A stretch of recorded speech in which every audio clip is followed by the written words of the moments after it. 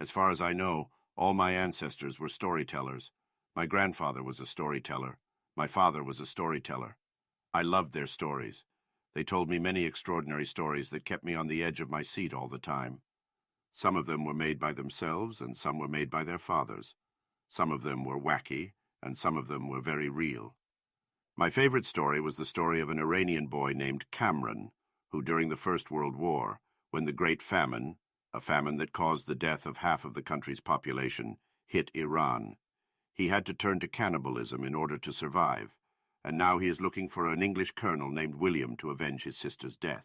He even claimed that this story was true, and that he did not make it up. I always wanted to ask him if he was really telling the truth, or if he was joking with me. Unfortunately, it is too late to ask this question. In general, my father and grandfather made me have a strong interest in stories. In the last 2 years, I tried to write stories several times, but finally I realized that I am not a good writer. I am just a storyteller like my father and grandfather. It took 3 years to make the history of Remnant and rebuild Ruby's story. Now I have nearly 900 years of fairly detailed history. 564 before the Great War, 4 years of the Great War itself, 310 years after the Great War, and I divided Ruby's story into 4 seasons. I'm just here to tell my story to others, and I hope you enjoy it. I will try to post weekly. Every week, I will explain some of the history, or give some information about the world. You can even use this history for your fan fiction. To make this history, I took some creative inspiration from Ferdowsi's Book of Kings. The year 0 to 200 is known as the Age of Stories. Our history in this period was a mixture of lies and facts. The sequence of events in this period of time is a little vague, and it is difficult to estimate the time span of the events. That is why the history of events is called approximate. Today's historians consider most of the events of this sector to be unreal legends. Humanity was enslaved by a great dark dragon for many years. No one knows where humanity was before that. Some people believe that we were enslaved by the dragon because of our sins. Some believe that we had a civilization greater than our current one, but because of this dragon there is no trace of it now. And even maybe this is because of the judgment of the 2 brothers. However, we will never know what the truth was. A land that was full of ugliness and betrayal. Mothers gave their children to dragons for survival. Brother did not show mercy to his brother. These were the lowest times of humanity, exactly when the last flames of hope were extinguished. 3 slaves found a stranger unconscious on the beach.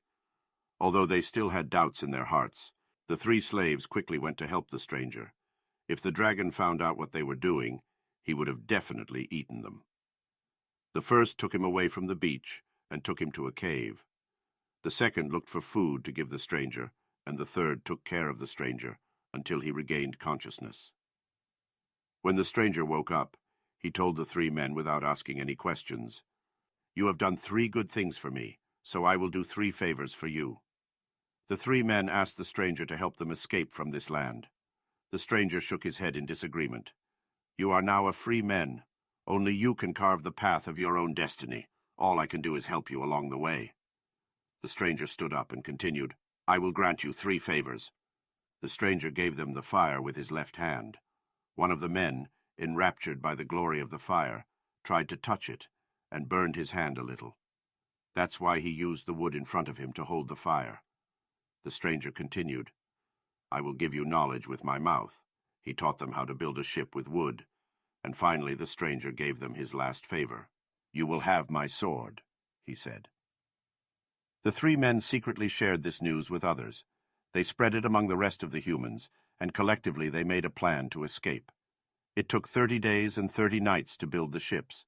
They lit a big fire to draw the dragon's attention to that fire, so that the stranger would fight the dragon alone. Seeing that light, it wasn't so hard in that dark land.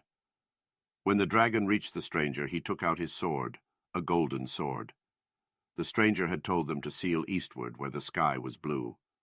Minute after minute, the beautiful fire of that land was getting smaller and smaller, but the flame of hope inside them was getting brighter and brighter. In the beginning, humanity had 15 ships, but by the time they reached the lands, only 10 of them were left. Before they reached the land, one of them jumped out and started swimming towards the land, and when he reached it, he started kissing the ground. That man's name was Sanus, Later, they named this continent after him. But before that, people called this place as the Holy Lands for centuries. A few minutes later, others also reached the land.